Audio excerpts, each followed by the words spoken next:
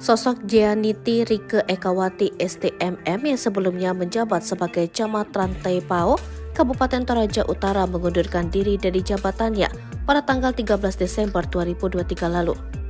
Keputusan ini diambil setelah pengalaman memilukan yang dialaminya saat acara apel gabungan di lapangan Bakti Rantai Pao pada Senin 14 Desember 2023. Pada acara tersebut, Bupati Toraja Utara Yohanes Basang memarahi dan bahkan mengusir Jeanity Rike Ekawati dari panggung upacara. Informasi yang diterima dari Tribun Toraja mengungkapkan bahwa pemicu kemarahan Bupati adalah masalah seputar penjualan payung.